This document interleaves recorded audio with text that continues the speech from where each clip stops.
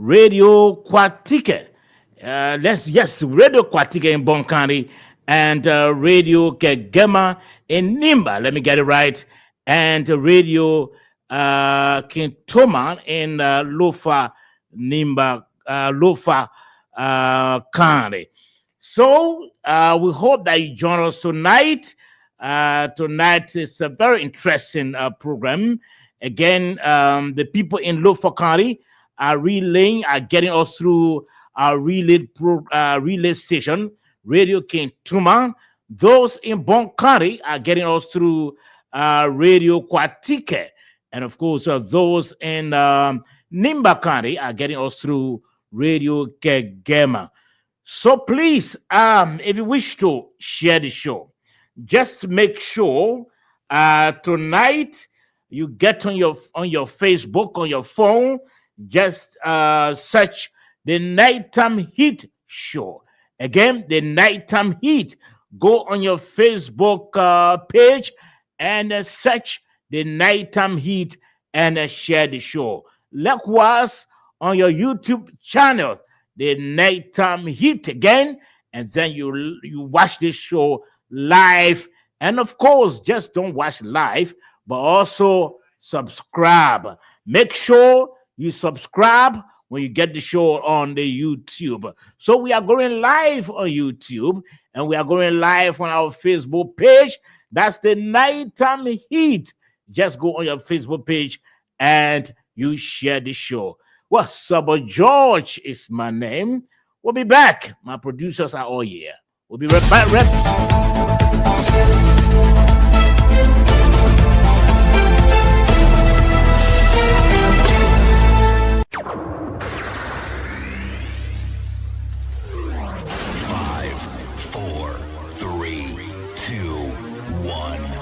0.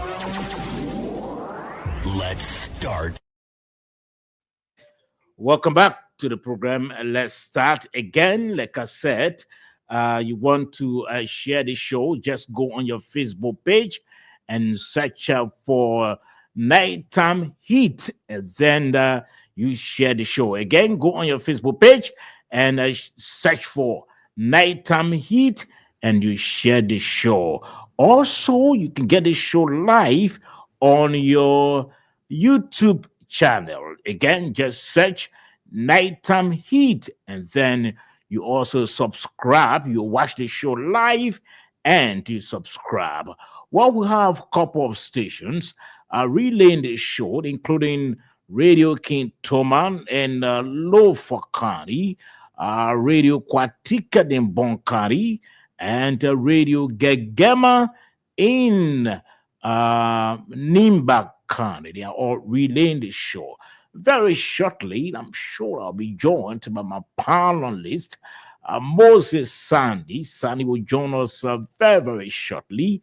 Our other panelist, Fatima Bintu Sullivan, is not in tonight. In fact, she has gone on some family matter, and so she will not be here tonight.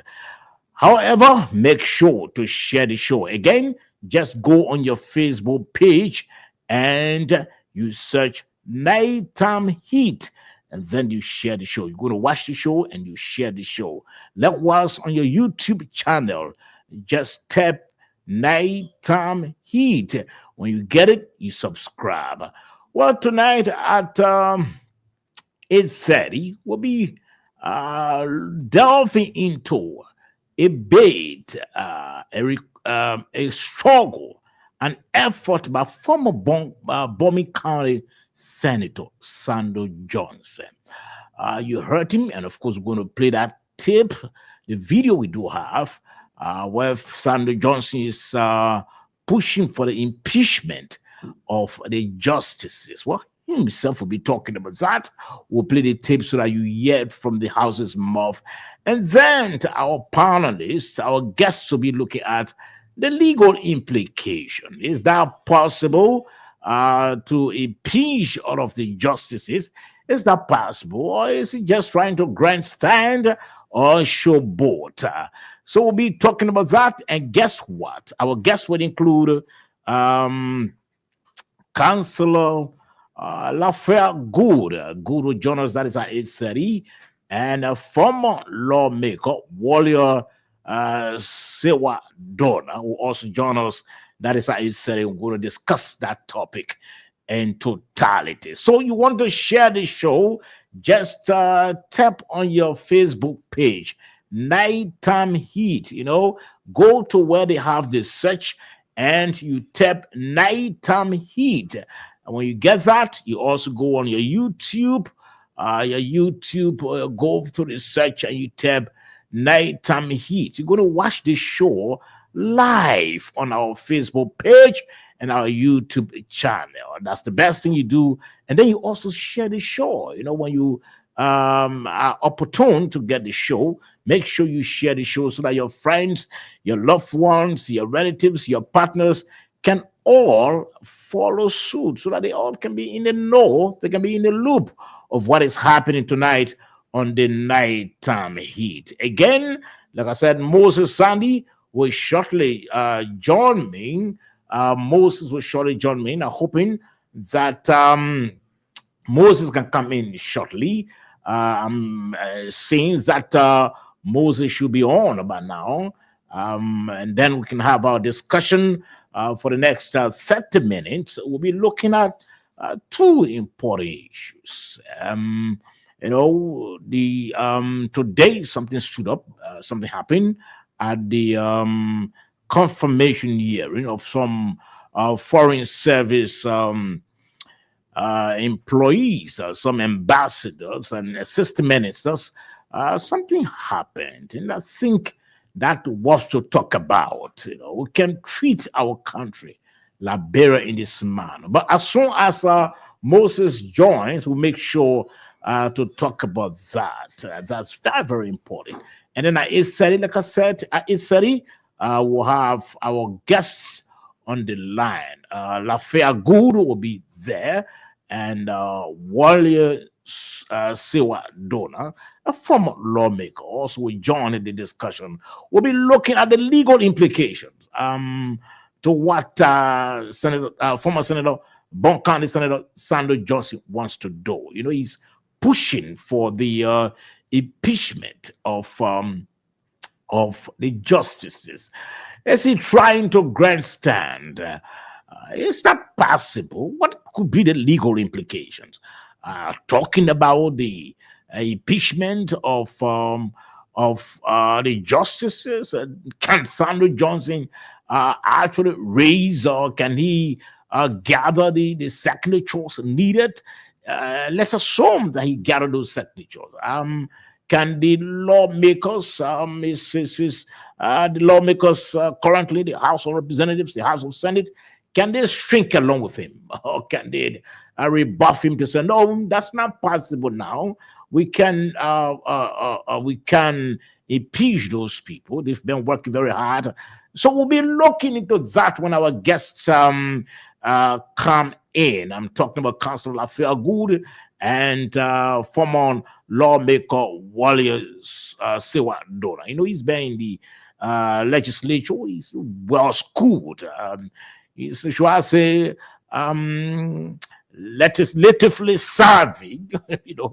He's on top of that, so he'll be joining us. Again, you want to share the show, just go on your Facebook page. It's much easier. Go on your Facebook page and just tap, go to where they have the search Nighttime Heat. When you spell and put that there, Nighttime Heat, you'll see us going live, and you can share the show. Likewise, on our YouTube channel, just tap Nighttime Heat. As soon as you get the Nighttime Heat, you'll be live. Share the show. Today it will be interesting. It's going to be an interesting discussion. We'll be looking into what Sandro Johnson wants to do. Can his bid be held, or it's just that he wants to, showboat and grandstand? Maybe he wants to just inform his those who have appointed him, because he's the new liaison now between the executive mansion and the legislature. Maybe he wants to, prove a point that he's working. So maybe that's what he wants to do. But we'll be looking at that when our guests our guest arrive. Again, you want to share the show, just go to the search on your Facebook page and tap Nighttime Heat. We are going live on our page tonight. That prime picture no more, but on our own page, Nighttime Heat. As soon as you get on our page, you're going to watch this program live, and then you share it also. And also now on our YouTube channel, we are going live. You just tap Nighttime Heat. The Nighttime Heat has a YouTube channel, and we also have our Facebook page. So out of them, you can go and watch the show, and you share. If it's on the Facebook, you can share. If it's on the YouTube, you can just subscribe. Out of them, and then you watch the show. Share the show tonight. It's going to be interesting tonight. It's going to be fantabulous tonight. It's going to be rewarding educationally, and we're going to give you the information as well. So share the show. Tell your friends, your relatives, your loved ones, your partners that the Nighttime Heat is on. And of course, the Nighttime Heat is live on its own page, on the Facebook page. Just tap Nighttime Heat, and then you share the show. On our YouTube channel, just again tap Nighttime Heat, and then what you do, you subscribe. On the YouTube channel, you can subscribe. On the Facebook page, just share the show. And so, something happened today. Let me try to throw light on that. In the meantime, while I await Moses Sandy, something happened today at the confirmation hearing of some foreign service personnel, ambassadors, and also I understand some assistant ministers and ministers were confirmed today by the Senate. They were in fact drilled. They were grilled through the legislative proceedings at that confirmation hearing. A senator, Daba M. Vapla, says something, and that was very strange.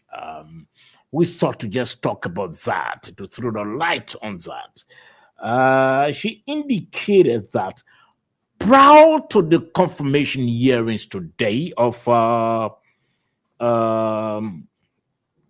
ambassador, he was appointed as ambassador, Henry Fambule. It's not Boema, but Henry Fambule. She said, well, prior to the confirmation hearing today, she received a couple of calls. And those people who placed the calls were trying to encourage her to put the county first.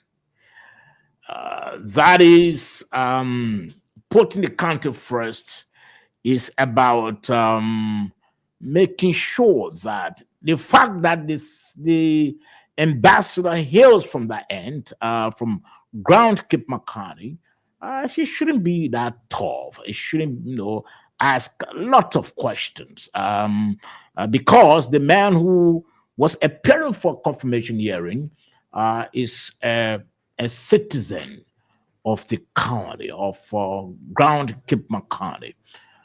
So she received a couple of calls that she puts the county first, and not anything else.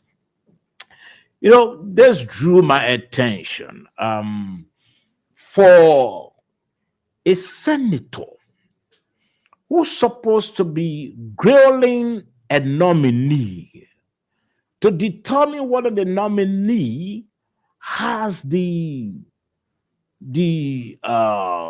capacity, whether the nominee has the competence, whether the nominee is schooled to go to perform, especially a nominee who will be flying the flag of the country, a nominee who will be representing the country outside there. For the senator to say, Well, I received a couple of calls and I was told I put the county first, so I have no question. You know, it's troubling. It's troubling. And these are some of the anomalies, that happen around, that people do not go for the standards, go for what people expect to happen. Rather, they tend to deviate. For a senator to say, I will not ask, I don't have a question because this nominee is from a county. And my people had said to me that I should uh, they send me a couple of text messages and phone calls that I should put the county first. Now, how do you, as a senator, put the county first over the entire country? Because this man who's going to represent the country as an ambassador outside of the country, he's not going to represent Grand Cape Makani. No. He's going to represent the country, the entire country.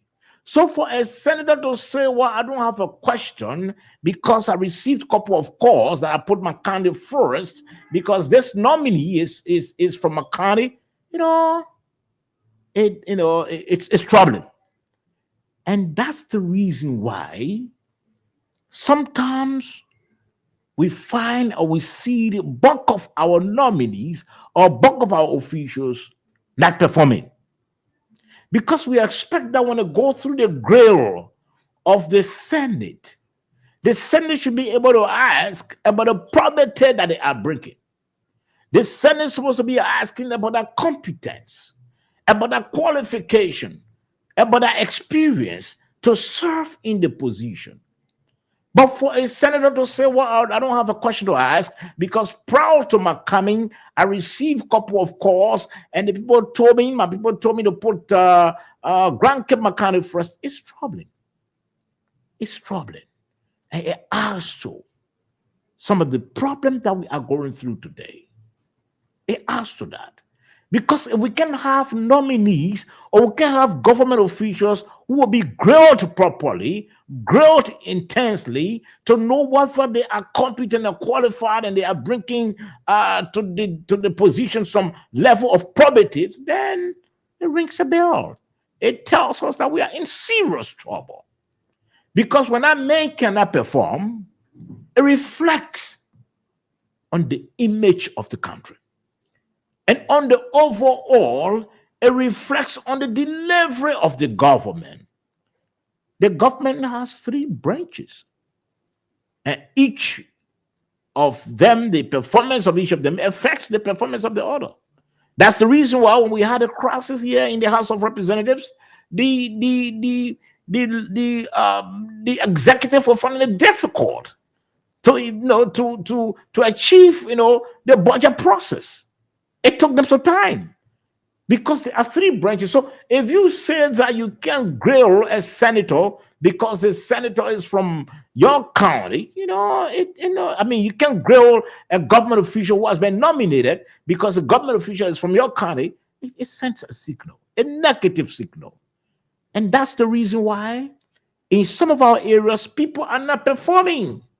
Because people go for confirmation hearing, expecting that the senator will grill them well. The senator said, well, I can grill the other senator. So I can grill this man because this man, I can grill him because he's from my tribe. He's from my county. This man and I, we've been booty. This man and I, we've been friends. This woman. And at the end of the day, it affects the development of the country.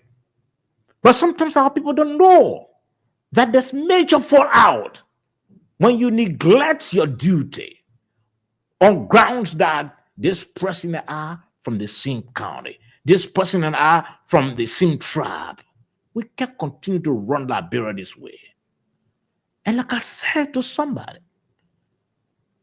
for this country to reach, it's not bad enough in the country, but for us to reach the standard in terms of development of Ghana, rest at us, it will take us some years.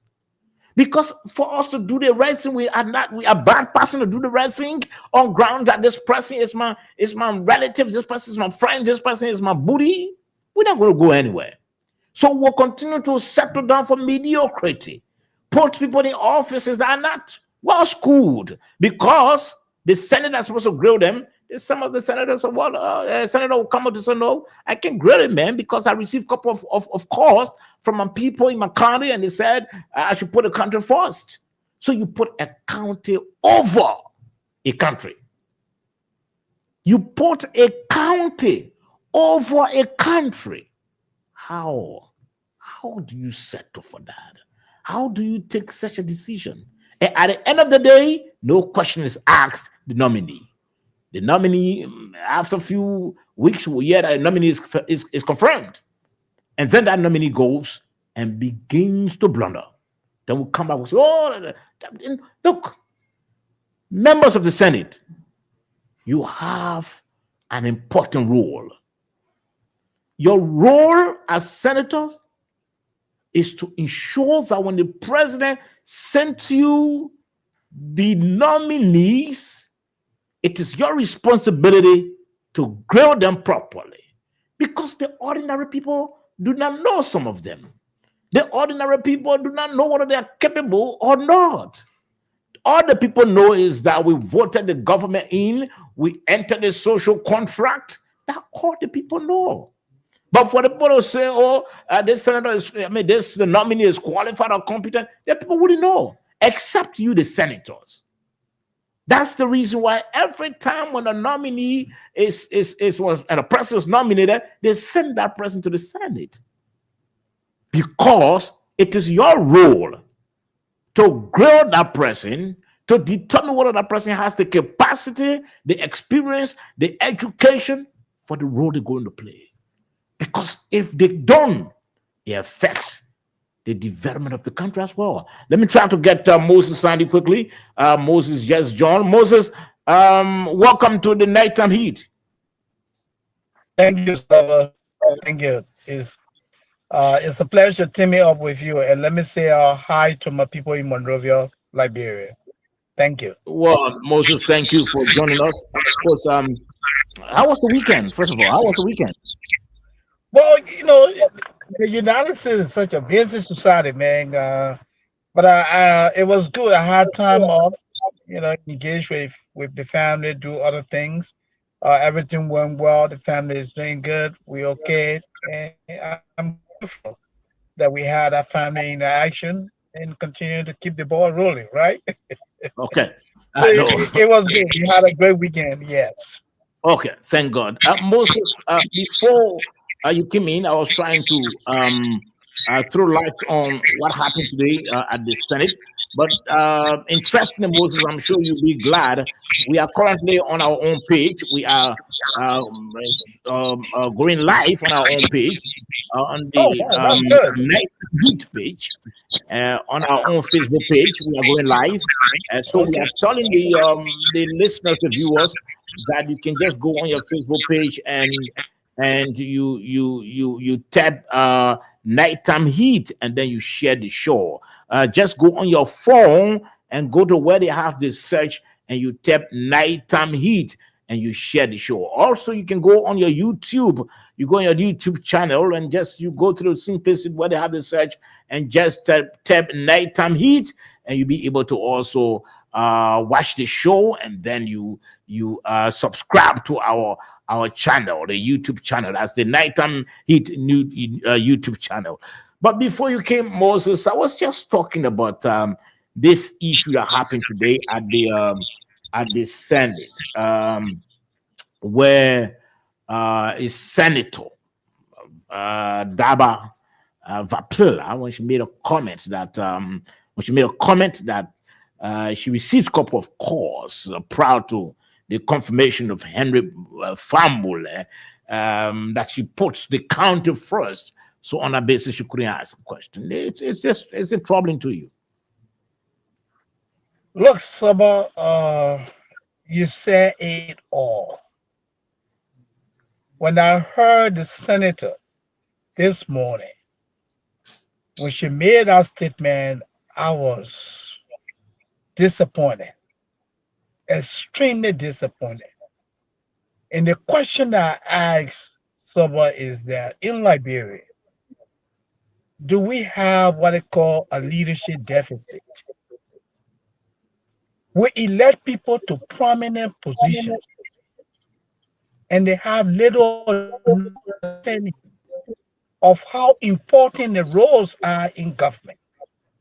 This woman, I don't know if she spoke out of ignorance, but Daba, the senator, she came across as very disappointing. For this woman to tell the people of Liberia and the world that prior to the confirmation, she received phone calls. And because of that, people asking her, well, she needed to put their agenda, the interest of Grand Cape Mount Carney. When you are a senator, you represent a county and you represent the country. National interest supersedes what? Country interest. For this woman to tell us that she chose not to ask any of the nominees a question because there was a nominee, the former the former deputy foreign minister, Famula from Grand Cape Mount Carney, and that she did not feel comfortable asking a question. So, but that was disappointing, extremely disappointing. She did not come across as a national leader. She came across as a failure. And so, but look, this is the double standard of people in the UP. So in the country, you saw what they did in 2023. These people went from one community to another, portraying themselves as saints. They made all the wild claims against Mr. Weah and his people. They said George Weah and the CDC didn't know what they were doing. And somebody like Senator Vapila, Daba Vapila, was elected, wanted to become an embarrassment to Grand Cape Mount Carney. I'm disappointed. I don't think she belongs in the Senate, honestly. Yes. And I was just talking about that, Moses. Those are some of the anomalies that you see around.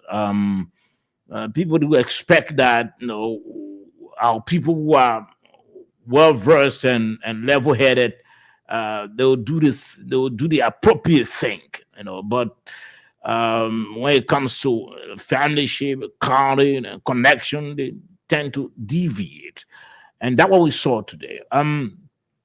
For that to happen from a senator who's supposed to be grilling a nominee, so as to determine whether that person has the capacity, the ability, the experience to go to represent our country, because the man is going as an ambassador. And he's going to fly the country flag, not the county, but the country. So everyone, every Liberian was listening, to how the Senate, was going to grill him. But for a senator to come up and say, "Oh, because man, people called me in and said I should put the county first, and so I have no question," it just tells us as to the way things are happening in our country. And it tells us that that's some of the reason for which we have some of our people performing poorly today. Because if you're not well grilled, we don't know your capacity, we don't know your experience, and you're appointed. But they forget to know that it affects the country on the overall. It affects our development draft. Because let's assume you sent Henry Famula. You didn't ask him the question, what are his experience of? And you sent him there, and he begins to fumble, begins to do ill perform. Hey, what would you say?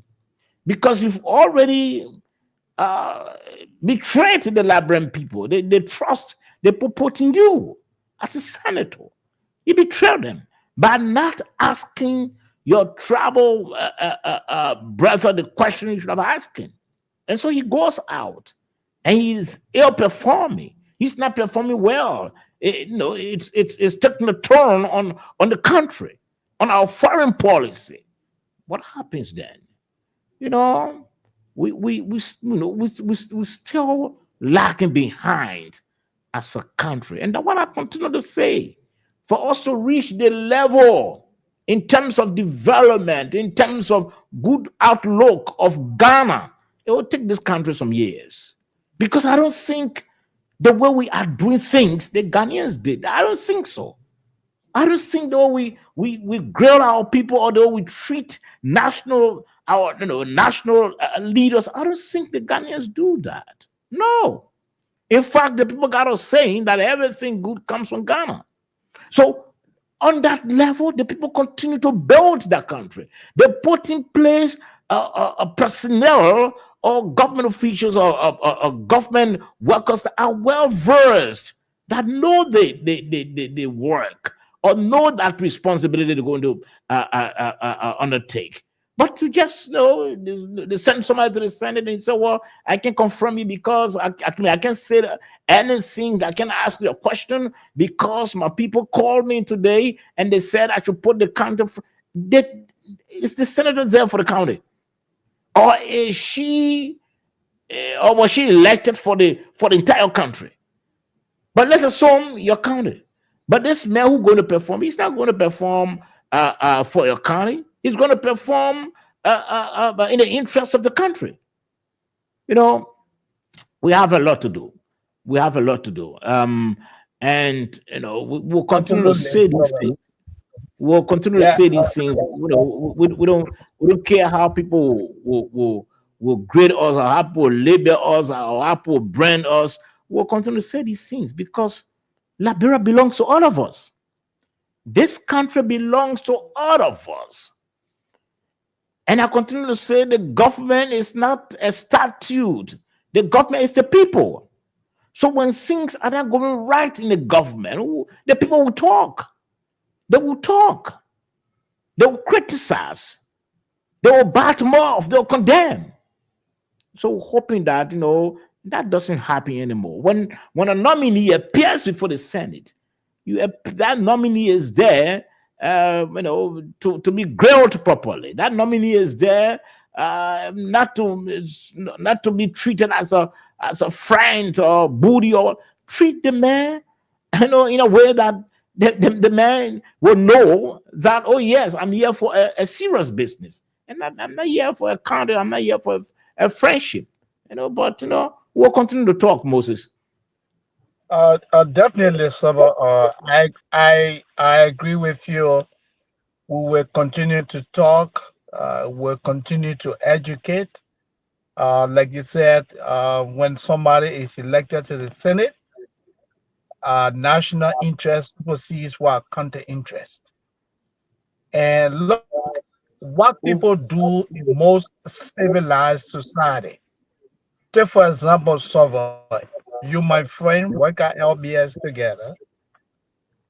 If you come for a job interview and I'm a member of that panel, the first thing I'm going to do, I will make a full disclosure that, hey, Mr. Saba George is my friend. We work at LBS together. We have known one another for this number of years.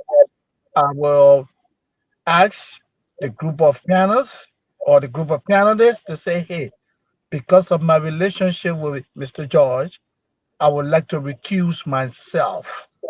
If she had done that, it would have been the best thing to do. To say, hey, I'm a Kipmontinian, but Henry family is a Kipmontinian. We have a relationship because we come from the same county. I see a little bit compromise on that basis, Mr. Chair. I would like to recuse myself. If she had done that, she would have come up as a leader. But for this woman to preposterously tell the people of Liberia that she was receiving phone calls, oh, keep my first. And on that basis, she said, oh, I will ask no question. Then what did you go to the hearing? When you knew that you were not ready to ask any question? The purpose of the confirmation hearing is to grill, to determine whether the nominees have what it takes to occupy the positions to which they were designated. It's just sad. It is very sad, It is. It And, is. and, It and is. these are It is. people that are running. These are the people that are making, policy decisions for the country. They're running the affairs of the country. It's so sad. So, Okay, so you want to share the show? Just go on your phone, on your Facebook, and search Nighttime Heat. We are going live on our own page tonight. We are going live on our own page. Just go on your Facebook page and you tap Nighttime Heat. And also, we are live on the YouTube, the Nighttime Heat YouTube page. Also, you can go on your page and on your YouTube and just tap Nighttime Heat. As soon as you do that, you watch the show, you follow the show, you also subscribe on the YouTube channel, and also share the show on Facebook. As soon as you do that, that'll be okay for all of us, your family, your loved ones, your friends, your partners, so that they too can also be on top of what is happening here tonight on the Nighttime Heat. I know I'm getting signal that Councillor Raphael Good is on. Well, we're still expecting Wally Siwa Dona. He has not come yet, but I'm sure we'll begin the discussion. If he comes, well, he can make the discussion on. We have the video. Okay. Okay, he's off. Gu has gone off. We're hoping that you come back on as soon as possible. We'll have the video of Senator Sandro Johnson when he said that he's pushing for the impeachment of the justices, the chief justice and all the justices. He said he wants them to be impeached for reasons that he outlined. So we'll play that video very shortly as soon as our guests come in. We'll play that video and we start our discussion. Is he grandstanding? Is Sandro Johnson grandstanding, or does he just want to tell those who appointed him, the appointing power, that look, I'm working now. You've made me liaison, so my first major assignment is to impeach the justices. Is that what he wants to do? Is that what his intention? Or is he trying to showboat something? We'll be talking about that. What could be the legal implication? So our guests will include Raphael Good, Councillor Raphael Good, and Wally Siwa Dona. He's supposed to join this program any moment.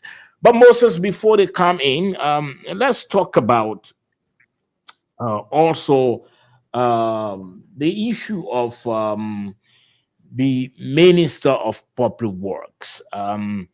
It appeared on the local station, and you follow that as well. He made a statement that, but let me ask, because you follow the appearance of the Minister of Public Works. What did you gather, Moses? Look, Soba, I am laughing because it brings us back to what we talked about earlier, the problem of leadership deficit in our country. I had the opportunity of watching the Minister of Public Works. He appeared on OKFM, and he was being interviewed by journalists. And let me come from the strength perspective. He told the journalists, and this was last week, he told the journalists that, hey, he's making progress at the Ministry of Public Works because he does not hold any discussion with any contractor, anything that has to do with kickback. And on that basis, I would like to applaud him for that. Because, Soba, when you sit in a position of trust, when you sit in decision-making position and you begin to take kickback, you begin to take expensive gifts, that can compromise your authority. So when he said he doesn't take kickback, I applauded him. But this is where he inadvertently, threw himself under the bus. After he made that profound statement, he told the journalist that, hey, when they took over the Ministry of Public Works in 2024, there were challenges. There were no transportation, no vehicles for the movement of inspectors, that needed to go in the field to look at projects that were being undertaken by contractors. So he said he and his deputies met and they decided that, hey, they should ask the contractors. Can you imagine someone? That they decided to meet with contractors and ask the contractor, hey, we want to come in the field to inspect the projects you're implementing for us. We do not have transportation. So we appreciate if you guys could make voluntary donations. Okay. Now, after the appeal, according to him, one of the companies donated a couple of vehicles to the military. And he said the vehicles were turned over to the GSA, for proper identification. But what the minister failed to understand here is that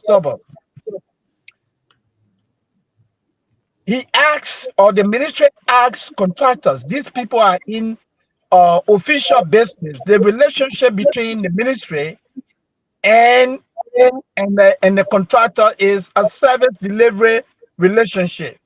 They have a professional relationship. They are not personal friends. Now, and is the ministry that awards contracts. The ministry supervises the work of the contractors.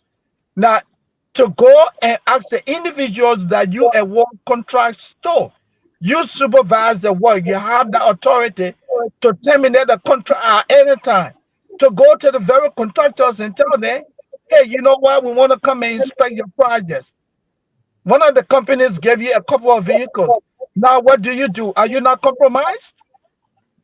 You are. Are you not compromised? You are compromised. So it comes back to the same corruption. It comes back to the same kickback.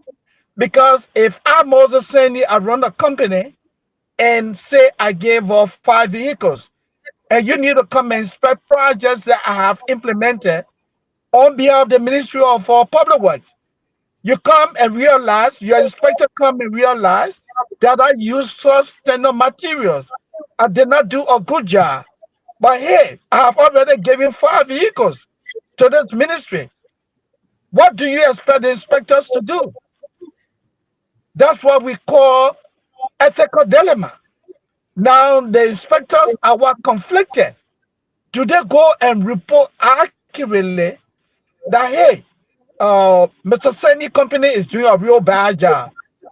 But don't forget now, this is the same Moses Seni who gave the ministry vehicles. So when you do stuff like that, it compromises the neutrality of individuals in authority. So what the ministry did was indirect coercion. They forced companies to give them vehicles. So how do you come to tell the very people that you took vehicle from to say, hey, you guys are not doing a good job? Are you going to cancel their contracts? Of course not. So the minister blundered. He erred. They just speak to the volunteer at the level of national government. Our people need to do a lot of education on what they call ethics, professional ethics, the do's and don'ts. So it was a significant blunder on the part of the minister. Well, thank you, Moses. Thank you. You made your point on that. And we're hoping that our public officials, that's the reason why, and this hurts me a lot. You found that a minister is going on the public show. He's not guarded by his communication person. And in fact, some of them even appear on the show without the communication person knowing. People don't take, communication very important. They don't take public relations very important. When we were serving at the Ministry of Health, there was no day that our boss went to, because we gather you In fact, we're in constant contact with the host of the show. But that's not happening anymore. So government officials that go on public show, and at the end they flip, they flop, and because they're not guarded by their own communication people. Their own people they don't allow them to guard them because they feel that they know it all. So maybe he said that he didn't expect, he didn't know that saying that wouldn't be good for him. It would have been interpreted the other way. And he said, "Well, I don't take kickbacks," but from what you just explained that he said, I mean, it's almost like that. So just hoping that our government officials can really see this thing, the issue of PR are very important. Public relations is just doing good and letting the people know. But if you don't have an experienced media presence, you blunder all of the time. You can do all the good you can. If you don't have someone to communicate that well, to do the proper messaging, you're not going to, get the sort of public admiration that you want. But in the meantime, let's try to welcome Councillor Gould. Lafayette Gould is on the line. We're hoping that very, very shortly we can have Wally Sona Donald also on the line. Okay. He's also on the line, and I'm sure you also join us very shortly, so that we can begin the program. But let me welcome Lafayette Gould, Councillor Lafayette Gould. Let me qualify that in the more proper way. Council, welcome to the program. Thank you, Sabah. Good evening to you. Good evening to Mr. Sandy, and to those following us wherever they are. It's nice to be here. Okay, so we have the video uploaded already. Welcome, Councillor. It's a pleasure to see you. Okay, so Councillor, we want to play this video first, so that we all can take a listen to it, and we discuss it. It has to do with former Bomi County Senator Sandhu Johnson, who said it's making some effort to have the justices impeached. So let's listen to the video, and then we come back to have our discussion. Their ruling was political. Their ruling has some criminal intent. Their ruling wanted to put our country into war and bring down the government. All of them that signed it. That was their intention. And the manner in which President Barker spoke, he said, we acknowledge your ruling. I will call it a massive ruling. He didn't say so. I'm saying so. We acknowledge your ruling. We will work with the quorum. He didn't say I will work with Richie Kuhn. He didn't say I will work with Kufa. If you have the strength, master 37%, I will do business with you. If he has not done that, this country will have been at war by this time. But because of his wisdom, his thinking on Liberia, how he want Liberia to be, he made, and that was the patriotic statement delivered by the president. In the same token, the Richard Kuhn group then went to the Supreme Court and filed something for re-argument or re-hearing. Those two things saved the country.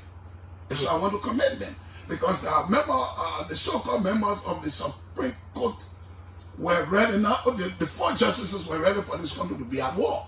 But this time we'll be running head and scatter. So now what they were digging for us with John Hawaii, and we're moving on now. By next month, we start a consultation. Trust me.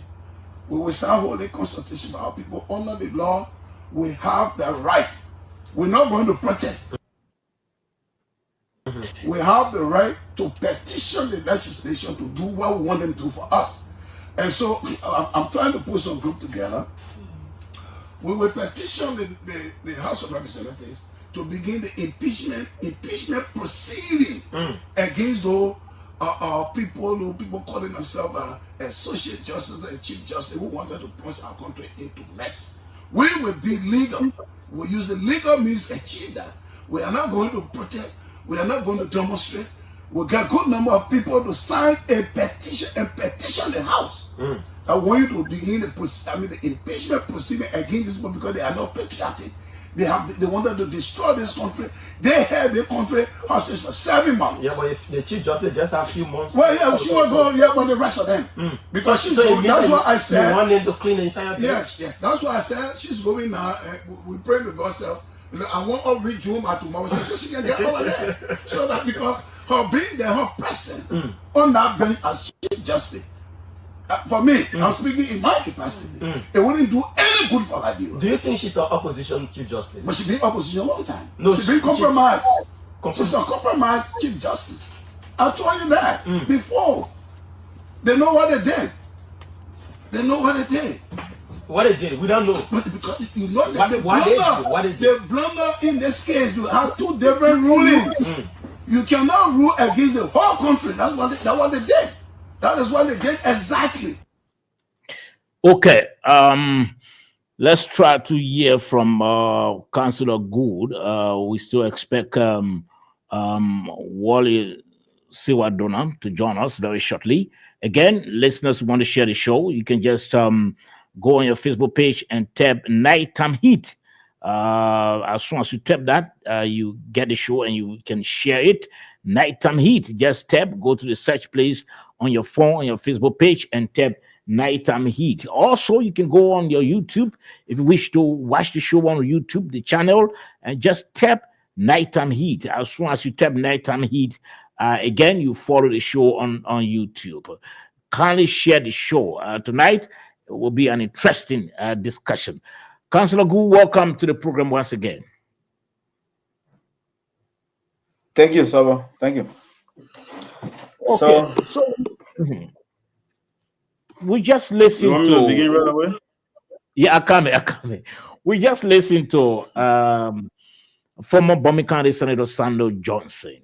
He's now, I think, the zonal officer between the executive and the legislature.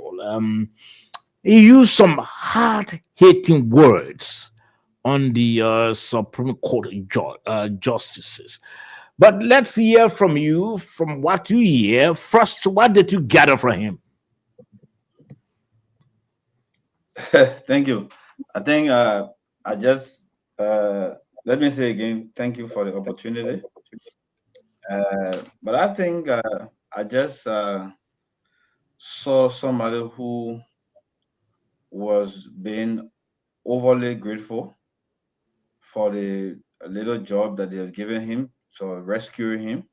So he's really, he really is being rescued. So when we actually talk about the rescued mission, I think this one is a success story for the Unity Party, because they've actually rescued, former Senator Sando Dazo Johnson. Because there's nothing he said that, legally, I don't know, because he said people gave ruling, they gave 2 rulings, they rule against the whole country. What do you call the whole country? When people were divided on the opinion, on the decision of the majority bloc. So what do you mean by the whole country? Did we endorse the majority bloc?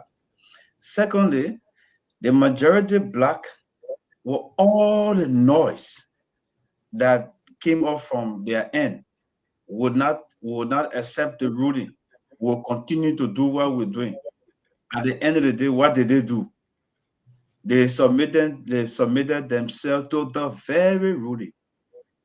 At the end of the day, Speaker Kufuor resigned. They called for fresh election before Mr. Kun, Representative Kun, was elected. If they knew that what they did was right, why did they go for re-election? By going for re-election means that on the day, which was the 12th of May, the position of Speaker became vacant. And it was that day, it was the following day, the 13th, that they filled that vacancy by having an elections. Did the Supreme Court say anything different from the process that they had? Remember, in the first ruling of the Supreme Court, the court said, while it is true that it cannot do anything for the House, what they ought to do for itself by compelling members, they need to go back.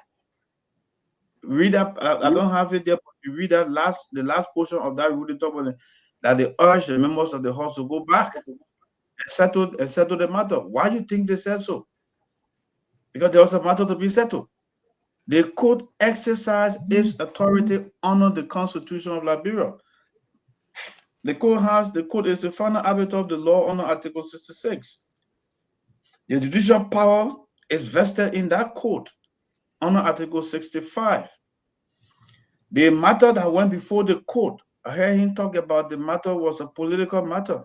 No, it's not. Article 20 of the Constitution talks about the rights of people. Nobody should be deprived of life. Let me read it quick for the hearing of the public, so they will understand exactly what are we talking here.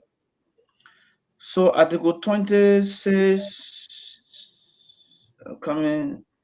no person shall be deprived of life, liberty, security of the person, property, privilege, or any other right, except as the outcome of a hearing judgment consistent with the provisions laid down in this Constitution and in accordance with due process of law. Now, consistent with a hearing judgment, there was a reason why the framers of the law did not say consistent with a judgment from a court. There was a reason, because there are administrative decisions that can be taken by the House or other bodies. So they said consistent with a hearing judgment, consistent with the provision laid down. What are the provisions laid down in depriving a person of the privilege of holding the position as Speaker? Let's go to Article 49. Let's go to Article 49 and see what the Constitution says about that privilege. How you can take that privilege away from the individual. Article 49. The House of Representatives shall elect once every 6 years a Speaker who shall be the presiding officer of that body, a Deputy Speaker, and such other officers as shall ensure the proper functioning of the House. The Speaker, the Deputy Speaker, and other officers so elected may be removed from office for cause by resolution of 2/3 majority of the members of the House. That is the provision laid down in the Constitution to remove a Speaker, because the position of Speaker is a privileged position. It's not right. And the Constitution in Article 20 makes specific reference that before you deprive anyone of the privilege, it should be consistent with the provision laid down. What's the provision laid down? It is by what? A resolution by 2/3. Now, in the legislature, how do they pass resolution? They vote. I heard members of the majority black say there is no law in the Constitution that says, you know, we should vote on it. But there's also no law in the Constitution that says you should sign. So since the Constitution does not say you must sign a resolution, neither did it say you should vote on that resolution. The procedure that you follow is the one that your rules have prescribed. That is, before a bill or resolution become law in your rules, it says you must what? Vote. So even if you sign it, you must go to section and you must vote on it. That is the procedure. If that was not done, the court, Fanatic Kofa, believing that his privilege was being deprived, he was being deprived of that privilege unconstitutionally, he moved to the court.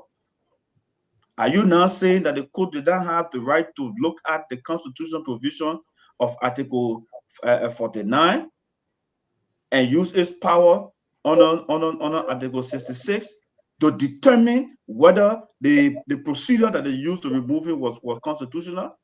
How can you now come and say they rule politically? If they rule politically, why did they go back to high election? So the whole argument is there. is dead now. But the 2C, because listening to the former Bombing County Senator Sandra Johnson, he made he's made some strong statement. What is did you see anything criminal? Because he said the ruling, the court, the Supreme Court had a criminal intent. Did you see anything criminal in what the court did in the performance of the court?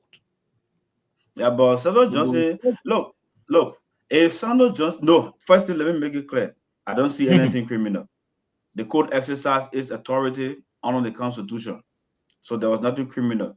The part that was criminal, the people who committed criminal act, not even attempted to, they committed the act, were the members of the majority black who decide to undermine the Constitution and remove the speaker on an orthodox means, who decide to undermine the Constitution and challenge and rejected on day one the opinion of the Supreme Court. That is treason. And when you go to Article 76, paragraph 5, even the president of Liberia can be held for treason. Even the president. If you go to Article, if I'm not mistaken, other Article 63 or so, it talks about how the president can be removed, for what cause the president can be removed from office. And treason is there. Treason is there as well. The president, vice president may be removed from office by impeachment for treason, bribery, and other felonies, violation of the Constitution, or gross misconduct. That's the president. So they'll tell you that even the president can commit treason. So treason is not about only undermining government or trying to overthrow. No, that's why the Constitution says any other attempt to undermine the Constitution is treason, and that's why it says treason against the republic. So they are the ones that committed the criminal act, not the members of the Supreme Court bench. Why did they file motion for re-argument? Since they knew that the court didn't have any, why did they file motion for re-argument? Okay, agree. The court didn't have authority. Normally, when you want to challenge the jurisdiction of the court, you can't stand outside. You must appear before the court and challenge its jurisdiction. We agree. Why did they have election? The fact that they submitted themselves to going back to election tells you that everything they did was wrong. And they got beaten by the decision of the court, and the Liberian people continue to beat on them to do it rightly. That's how they want to come back now to say, oh, okay, we'll have election. So if you say you did right, why do you have election? So the whole argument of Sandra Johnson is a moot. It's moot. That is done. But what remains is the act of treason that was committed. And any government that comes to power, let me tell you, I said the other night, when we were fighting war, it got to the point that we had to make peace. And so all the people who overthrew, who brought war to fight and think, all of them will sit down and say, okay, let's agree, let's have peace. It did not mean that we forgot to hold them accountable. That is the reason why today we are pursuing the War Crimes Court. We have peace now. Everything that was done but then, we are now trying to hold people accountable for it so that it will not be repeated. So even now that we have peace in the legislature, it still does not mean that those who committed treason against the republic, they cannot be picked up and tomorrow they cannot be investigated, they cannot be indicted, and they cannot be prosecuted for the action, because we must set the deterrence. Okay, Councillor Gould, we'll talk more about that. You can share the show. Just go on your Facebook page and you tap Nighttime Heat. That's just 3 words. You tap Nighttime Heat and you'll be able to get a show to share. Also, you can go on your phone where you find the YouTube and you tap Nighttime Heat. We are also on our own YouTube channel. We are using our own Facebook page tonight and not the Prime FM Morovia 105.5 that all of you know.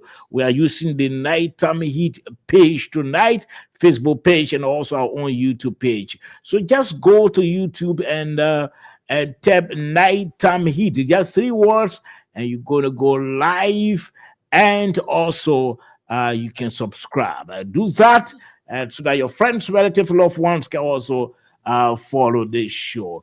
We're still expecting former lawmaker Warrior Sewa Donna, but go before go to my colleague Moses Sandy. You you listen to Sandra Johnson, and he said the intent of the Supreme Court. Well, I don't know what it means, was to put this entire country in flame.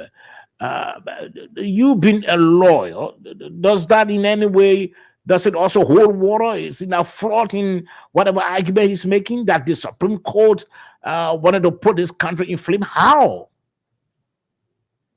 So, besides the powers that the court has in the Constitution under Article 66 Mhm. to interpret the law, every member of that bench before taking office was commissioned, and they took an oath to support, uphold, protect, and defend the Constitution.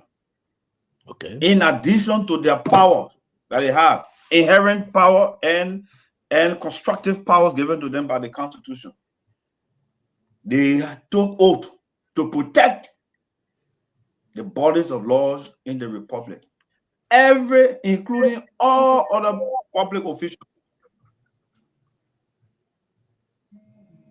So, for the court to rule in line with its authority under the Constitution, for the court to determine a matter to be constitutional or unconstitutional, it is not criminal. It has no intent of putting or plunging the country into any chaos. And anybody who is saying that will be saying it out of ignorance to the law. And if they even know the law and still saying it, then they are the ones who trying to put the country into problem. There are people who violated the Constitution. There are people who choose to go against the Constitution for almost 8 months, had their own session, elected their own speaker, and did a lot of things. At the end of the day, came back to status quo ante and said this thing we did was wrong, was not correct. Let's correct it and have election. Who is now Sandra Johnson to come out and say that he looking? In fact, you don't need group of people to petition to remove anybody from the bench. You don't need group of people. When Sandra Johnson and others sat to remove Kabina Janet, did they have protests? Were there any group of people that wrote petition to remove Kabina Janet? It came from the legislature, from members of the House of Representatives, and from there they went to the Senate. Sandra Johnson then sat down there, and they removed Kabina Janet for judicial action that was taken.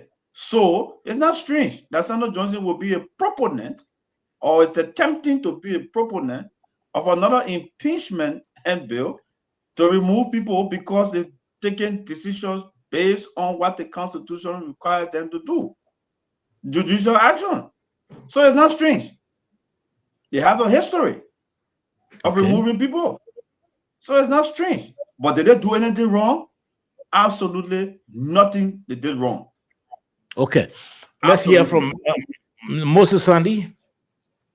Yes. Okay. Look. So let me give you a notice. I will be leaving. I have a prior engagement. I will be leaving at 5:30 my time. I think that would be 9:30 your time. 9:30. Okay, but look, I want to agree with what the counselor said. Like the counselor said, I want to piggyback on that. Sandra Johnson is over elated because this guy was literally drowning. And the rescue mission through the president went to his aid. They gave him this little title, Liaison. That has gotten to his head. So he's making pronouncements, he's seeing things that no rational person will say. Let's look at Sano Johnson himself. Sano is a social deviant. This guy spent years in the legislature. Where are his records? How can he argue that the Supreme Court attempted, or the ruling from the Supreme Court has what you call, quote unquote, propensity to plunge the country into chaos? This councillor, the former speaker went to the Supreme Court. He and people went to the court. They say, hey, there was a prior ruling, December 6th. We said that everything that those people did that did not conform to Article 33 and Article 49 of the Constitution, all of those actions are considered ultra-virus. That was taken out of context, misinterpreted by the Minister of Justice, misinterpreted by the quote-unquote majority black, and they continue to do business as usual with the full support of the president. The former speaker went to the Supreme Court. He filed a builder information petition. And the Supreme Court came out with a clearer interpretation of his ruling. The court said, hey, this time we're going to come and say the removal of the speaker was illegal. Everything that Koga, everything that Richard Kuhn and his people did that did not conform to the laws of the country, the rules of the house, all of those actions are considered illegal. Dedicated on that. Richard Kuhn and his people decided to submit what to the legal process. This the former speaker resigned. Speaker Kofa resigned on the 12th. On the 13th, an election was held. So what is illegal about that? And to hear a Sano Johnson literally beating war drum, putting the people against the Supreme Court only because the president has given him a little title. You know, so it's so unfortunate. What even makes it more unfortunate is that this man was elected barely 2 days after, when he threatened to go after anyone that will make a disparaging statement against the president. So the question that you and I were asked is, what is President Boakar's standard for recruitment in government? Do you just give job to anybody who come beating, the sick offensive drum, like Sano Johnson? Is that the standard? Anyone who say, oh, well, if you say this against the president, you get a job, is that the standard? Sano Johnson is a non-entity. He's a nobody. I think we shouldn't pay attention to him. Okay, you're listening to the Nighttime Heat right here on Prime FM 105.5. Again, we are right here on Prime FM 105.5. I know you want to share the show. Tonight we are using our own page, our own Facebook page. That is the Nighttime Heat. Just go where they have the search and you tap in Nighttime Heat. As soon as you do that, you'll be on top. In fact, you go to watch the show and you also want to share the show. So make sure to go on your Facebook page, your laptop, and just tap Nighttime Heat. Also, you can go to YouTube, your YouTube channel, right on your phone, and you tap Nighttime Heat and also subscribe. We are using our own page tonight. And of course, we have as guests Councillor Lafayette Gould, and we are also expecting former lawmaker Wole Siwa Dona. He says finding it difficult to connect. His internet his system is giving him some problems. He may likely call in, but he's expecting to also participate on the show. Now, Councillor Gould, this latest argument, first, let me hear from you, if at all, because you listen to Sandra Johnson, you say he's trying to gather signatures to push for the impeachment of the Chief Justice and justices. In fact, he indicated that the Chief Justice is compromised, and so she doesn't have the credibility anymore to head the court. But if at all the signatures were gathered, what do you think going to happen? Just drill us through as a legal mind. What do you think going to happen? How is it going to play out?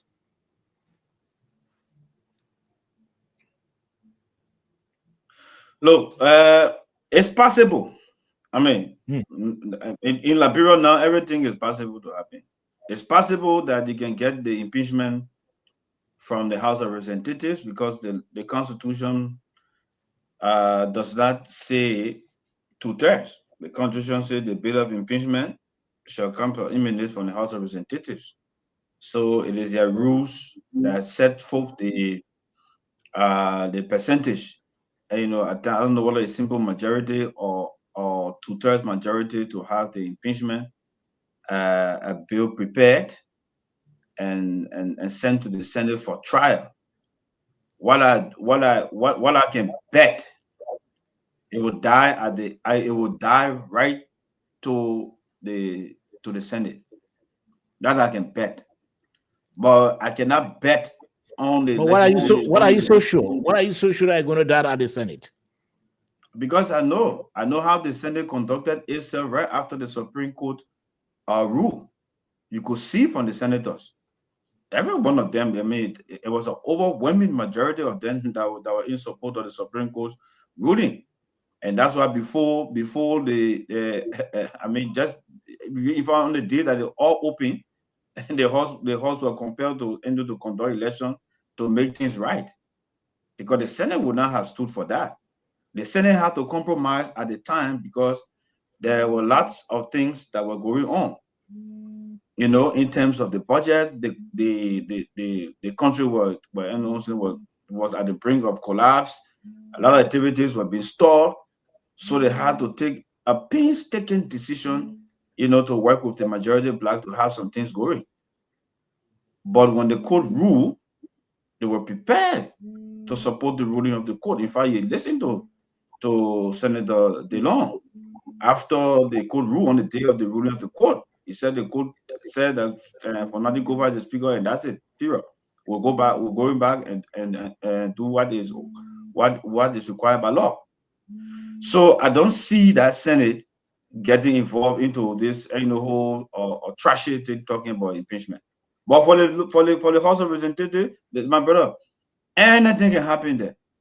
Anything can happen. They already have 42 persons.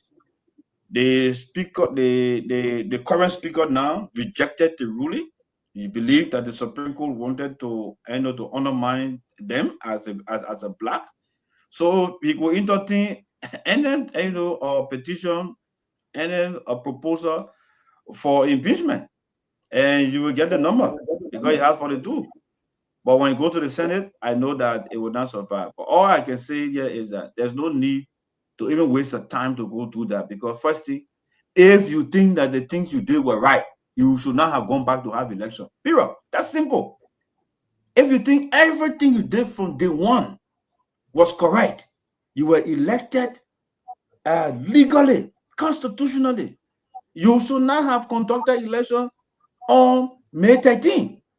By conducting election on May 13 means that you invalidated everything that you did prior to May 13. So if zero is done, you cannot come back now and say, oh, somebody did wrong. When the thing the person said that you did were wrong, they told you to do what is right. You went back and did what was right, even though you challenged it. But at the end of the day, you still went back and did what was right. So that thing is dead on arrival. So let me ask you before Moses can come in. I know Moses will be leaving at 9:30, 5:30 his time. Do you think it is the idea of Sandra Johnson, or do you think Sano Johnson is just being teleguarded as counsel?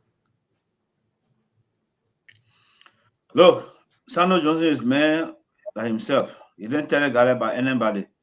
When Sano Johnson speaks, he speaks like Sano Johnson. I know Sano Johnson from Charles Taylor Day.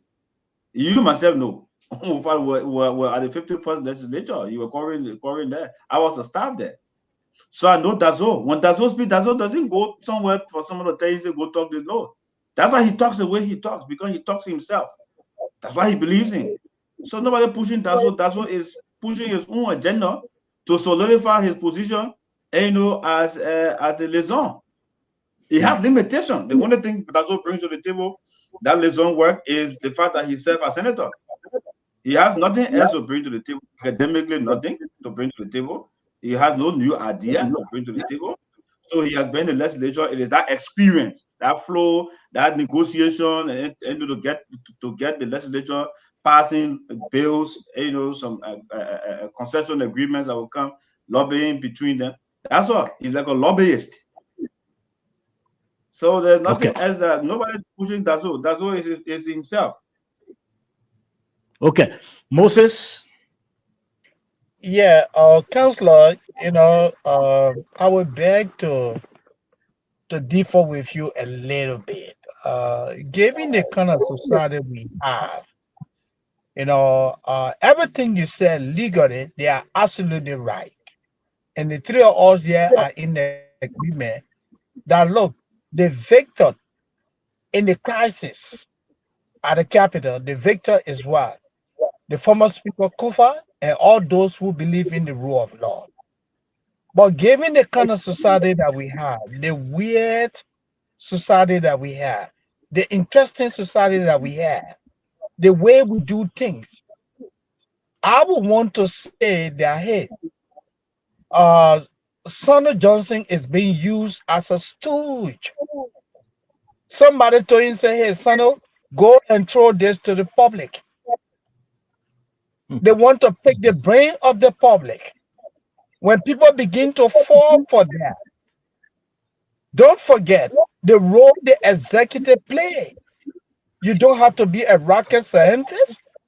The removal of Kofa was masterminded, instigated, financed, and supported fully by President Bouaka and members of the executive branch of government.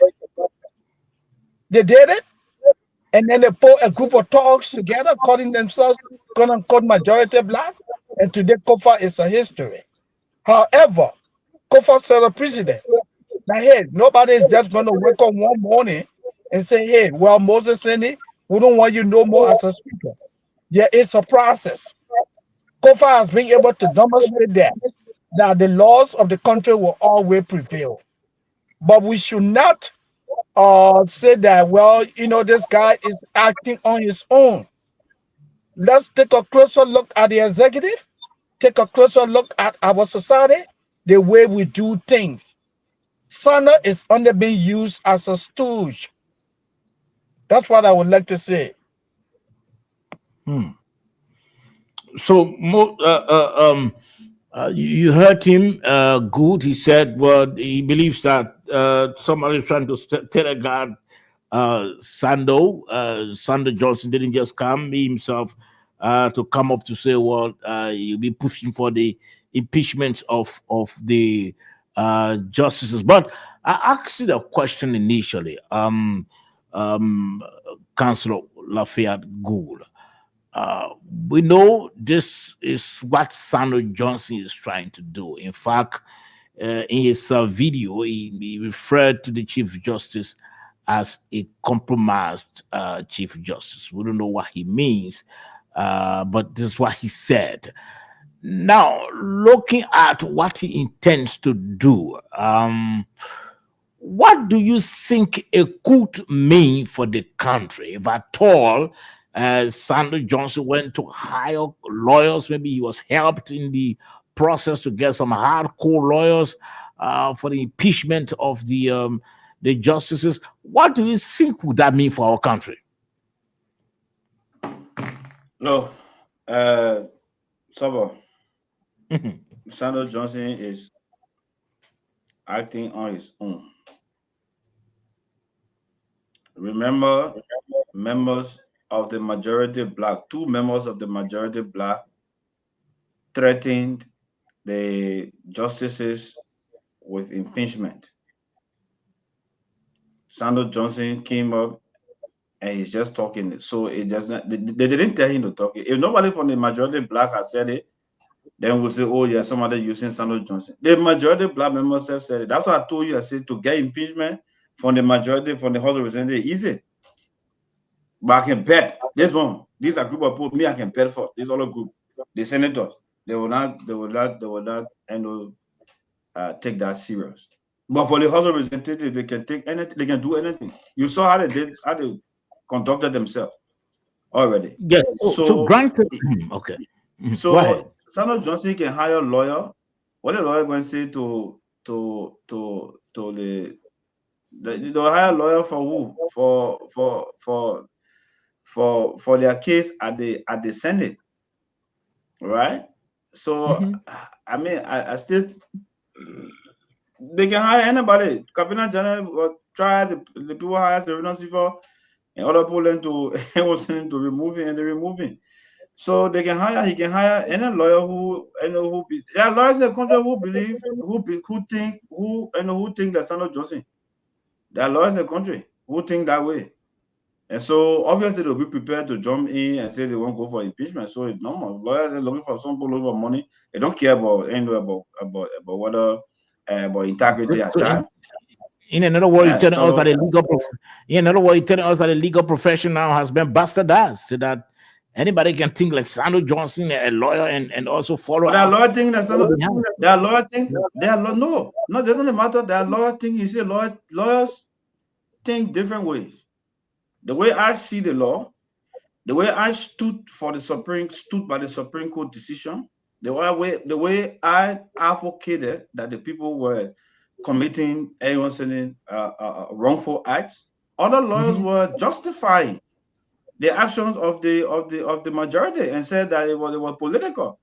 What they did that they tried to evade the legal soundness of our argument and say, "Oh, this thing political."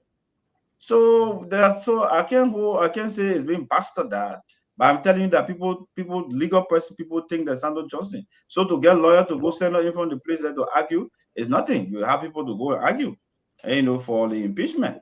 So that is normal. But I can bet my neck. This one I can put my neck down on for the Senate, not for the House of Representatives, but for the Senate. This other Senate I'm looking at, I don't see them buying entertaining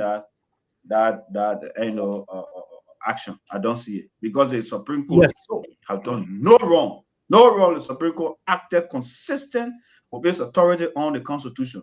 And anybody who attempts to remove the Supreme Court justices because of decision that they made, they will be behaving like the same way the people on the CC government behave. The same way that they criticize. The same fight they fought. They defended Sanders and not Sanders Johnson, but Justice Janet when he will be removed. It's the same thing now that they will be doing. So it's a repeat of the past. So I don't see it happening. Okay. You don't see it happening. We'll be opening the lines very, very, very shortly. Moses, you want to comment on something before you leave quickly? Yeah, no. Comment? Quickly. I just want to say that look, again, Counselor, don't forget, we have a society, the way we do things, very weird. Sometimes we come across as just a group of people who other people will say our behaviors are very interesting. I mean, and don't forget, we have a compromised legislature. The leadership of the Liberian Senate is compromised. The leadership of the Senate stands firmly with the executive branch of government. If you had the Senate Pro Tem and others appointing people that needed to go right back to them for confirmation, it tells you how compromised the Senate is. Now you have a House of Representatives. This guy, when he was running the ground as purported speaker, He called himself what? Regime speaker. Regime speaker. He's already compromised. The entire house is compromised. Senator Johnson can be used as a stooge to create unnecessary distraction in our country. And the executive branch of government will again provide the funding. This is why I want us to look at in the broader context. Someone will ask, well, Moses, do you have the evidence?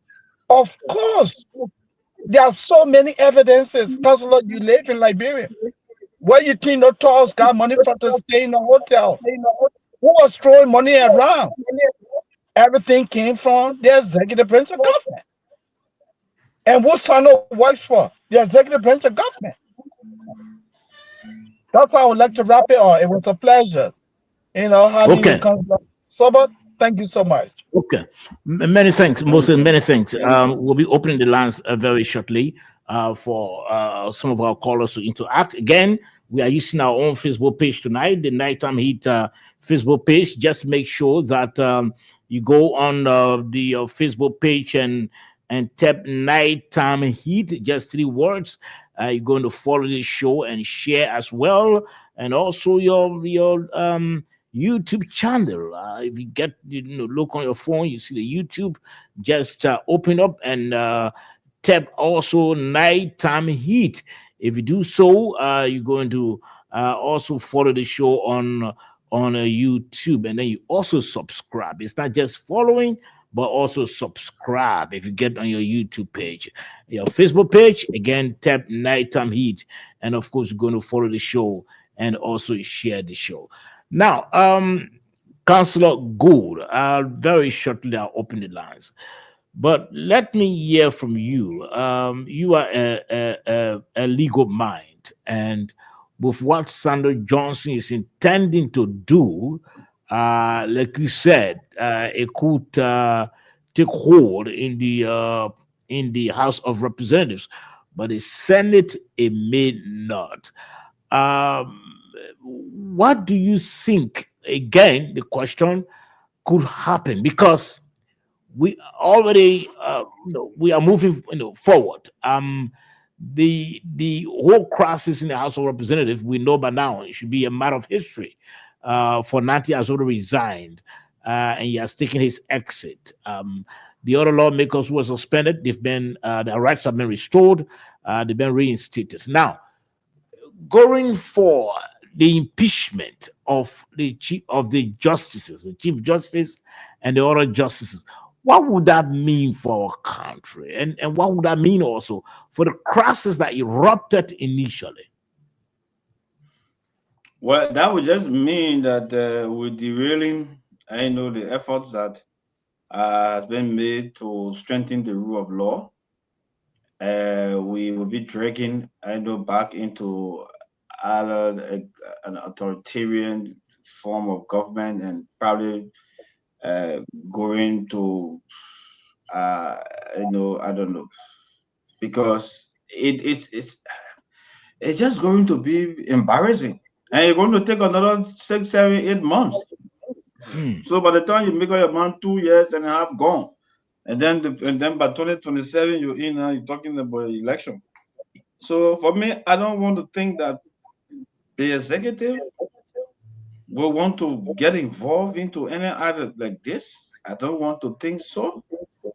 But to impeach the members of the bench, I don't think you need to spend plenty of money in the House of Representatives, because they're already waiting. Some of them are already called for it.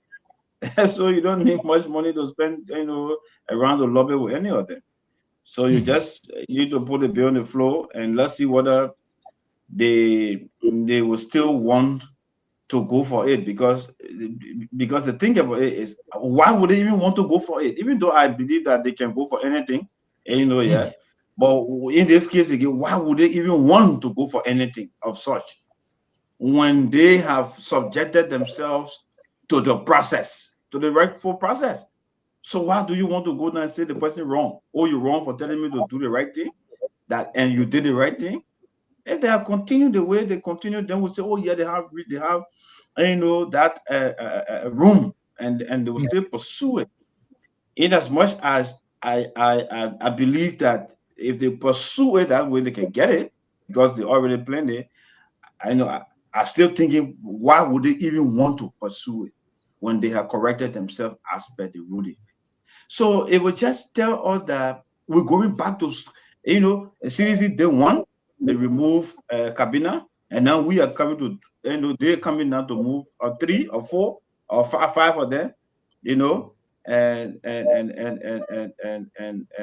that's going to cripple the judiciary, and that's going to send a wrong message even to investors, because if you come to the country and invest, and the Supreme Court and the government, your contract is under the laws of Liberia, controlled by the laws of Liberia, and the Supreme Court rules in your favor in the event the government breaches the contract. That particular Supreme Court, justice who signed the opinion could be removed too.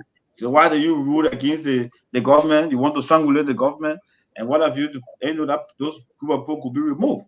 So it will scare people from coming to invest in the country because they believe that the judicial system is being compromised. So Okay. I mean, in as much as I think that anything can happen in the lower house, I'm still urging them not to take that route. I can urge them not to take that route because it will not augurs well for the country and even for the government, the running of the government. You're going to have noise again in the country for the next 6, 7, 8 months. And Okay. you don't want that to happen. Now, the Chief Justice, Councillor Gould, has I think I understand 2 or 3 months to retire. Let's assume that this action that Sandra Johnson is contemplating comes to full force and against the Chief Justice and other justices. What would that mean for her career? I mean, having performed over the years, and then just 2 3 months before she can take her exit, an impeachment proceedings is brought against her. What would mean for her career? Mm-hmm. And her legacy as well. Well, she's already retiring, so normally if she's removed from office, she cannot hold public office again. She's barred from holding public office, depending on the ruling. And so that's about. We all will know that I mean, the majority of the people know that it's political. It's going to be a political decision to remove. The same way Janet moves around Liberia, and with still much respect, as a jurist, even though he cannot hold public office, which is arguable, but he still moves around, with respect. So she will live her life and with respect. And so for us who believe in the decision that they took, all of them, that they took was right, we will continue to give them that deference. We will continue to respect them. Yes, we'll continue to respect them. Emerson are true jurists who stood by the Constitution. They are not perfect. We know that there are sometimes they are ruling in some cases against us, where we had issues. But we respected those opinions because that's the role of lawyers. We are officers of the court.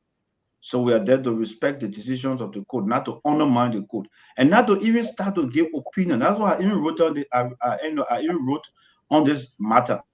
I said that lawyers should stop giving opinion that would tend to allow the politician to rely on the undermine decision of the court.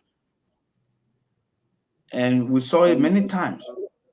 So we are officers of the court. We should protect the image of the court, protect the decision of the court. We know where we can disagree with the court. We know we have our forum. We go there, we can have disagreement with the court decision. We tell the court that, look, you're ruling this way, you're ruling that way. It's not clear. Be certain in your ruling. We have many of those cases at our Bar Convention Assembly. But when the court rules, it rules. It's the final. And so we are there to respect it, even though it goes against us. So for me, I'm sure she will still move with her respect. Because if you remove her, for that decision she made, it's been political. So we all understand. And when the table turns, when the ball bounces, we'll change the rule again. Okay. Okay. So shortly we open the lines, but before let me ask you, Councillor Gould, uh, this government being in office. I mean, let's transition a bit, talking about some legal issues. This government being in office, close to I think a year and out of 3 4 months now. Um, what do you think? What's your take on the performance of this government when it comes to respecting the rule of law, which is very key in the arrest agenda? The government has failed flat in that. That is the only area that the government I can say the guy I will grade an F. Yes, I'll grade it F in the rule of law. The government On have what basis? the government have the government have demonstrated, have done a lot of things against the law, tenure position, this whole issue about I wonder, that's what I told somebody.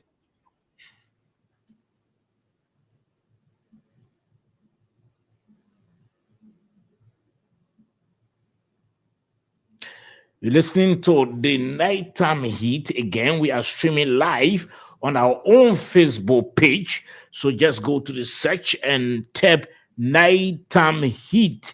And then you follow the show and share the show. Again, we are streaming live on our own Facebook page, not on the Prom FM page anymore. We are streaming live on our own page. That is the Nighttime Heat. Just go on your Facebook where they have the search and just tap Nighttime Heat. 3 words. You're going to follow the show, you're going to watch the show, and also you share the show. In addition to that, you can also go on your YouTube channel.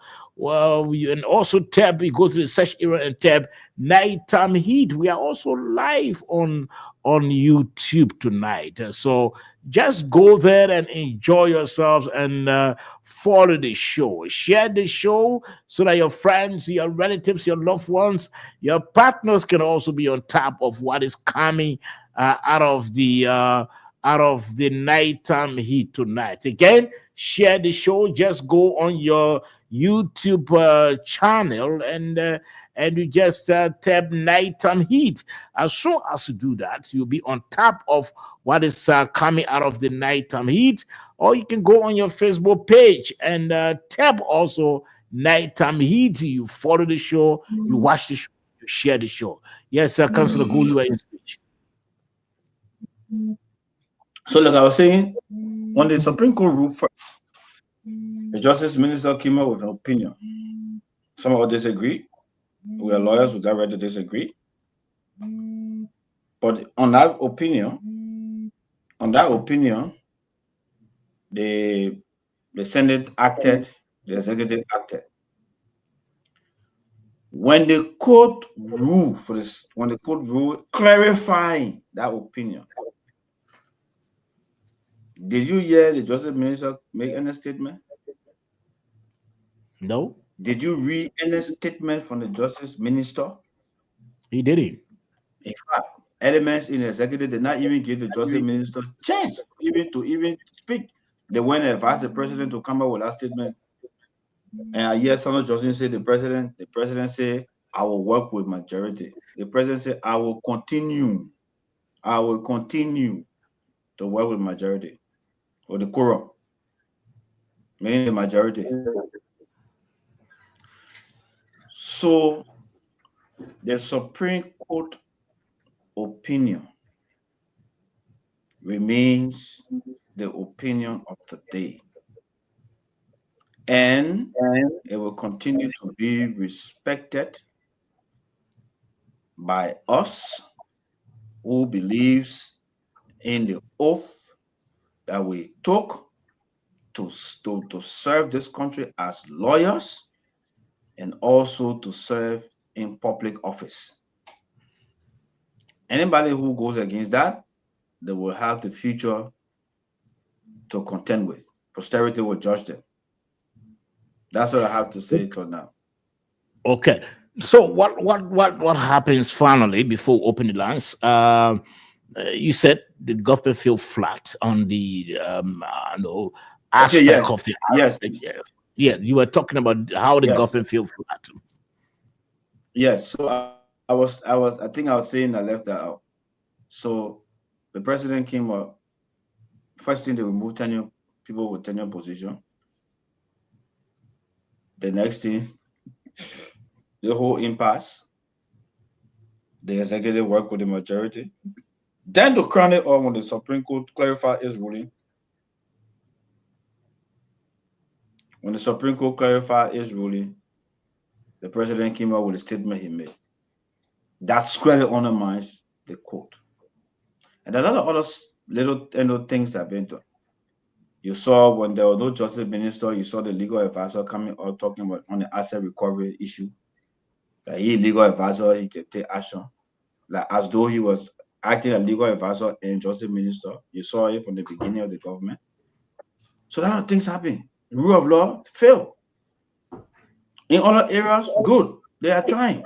I mean, those will be challenging. You know, sometimes yeah, people say, oh, the price of they were down, now it's going up. Charles Taylor Town were buying Pusawa res, bottle res, what kind of res, the same price. All the with the same price.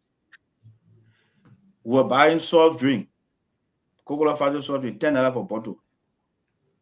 We're paying $10 in bus from Bannonsville to Broad Street. When Taylor left, today Brian King, by that time when Taylor left, the US rate was what? 56.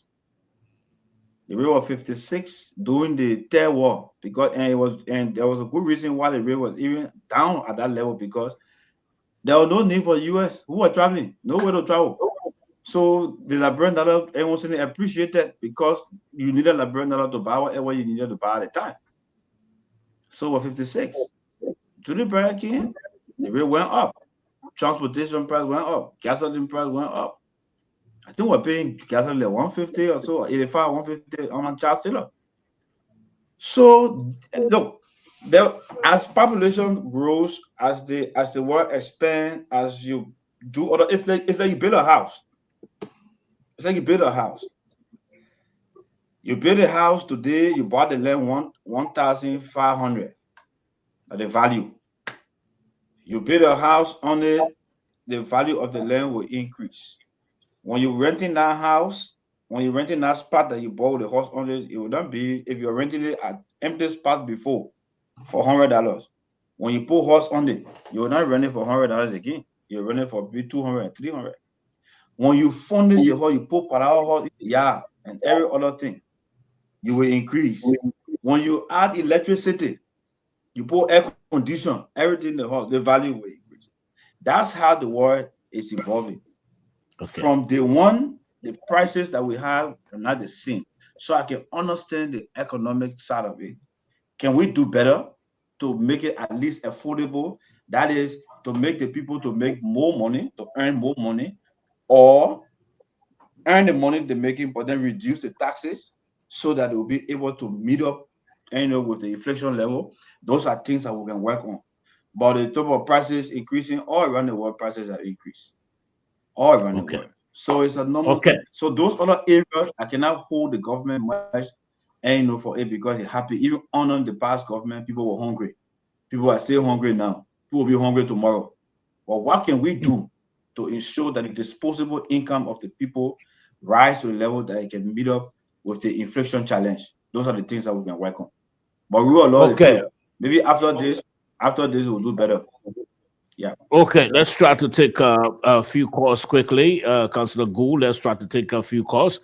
Again, 0778-460-793. Again, 0778-460-793. That's the number to call, and you are live.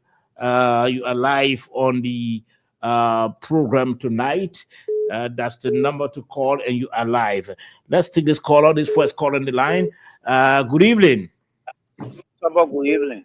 Yes, sir. Your name and where you calling from? This is Pascal David. So let me respectfully disagree the councillor on the issue of the economy. We will have expected a much more better economy on Mr. Boyka and his team on ground that we were suffering. Had the idea to change the way things are. You can't come here to see what people suffered yesterday and they were hungry. Should turn to be that's an excuse by government that's supposed to come. All of us on the rule of law, even the foreign child is aware that this government, Mr. Boyka, they're very lawless. You don't have to tell us. But this is what I want to say, someone. You spoke of Samuel Johnson. In fact, he's on record to say he wants to wash and shine Mr. Boyka's shoes. As well as Samuel Johnson is, he wants him to do a young boy's job.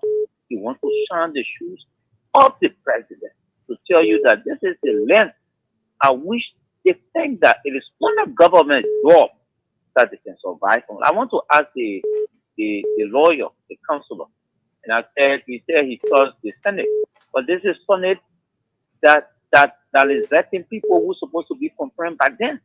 This is the same Senate that said they confer with the lower house because the president is doing business with them, so they also want to do the same. But I want to ask you, Mr. Counselor, I mean, you heard Senator Yombly and the rest of the team agreeing with the lower house on the issue of the impact.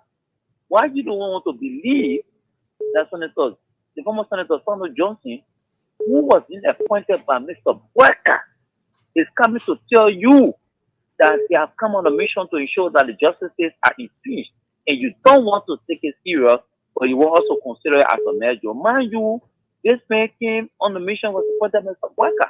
Why you don't want us ordinarily to believe that what he said is something that we all should go back and take it very serious for the fact that Mr. Boyka have disrespected all of the laws of the country, and this man who is a Lezoon.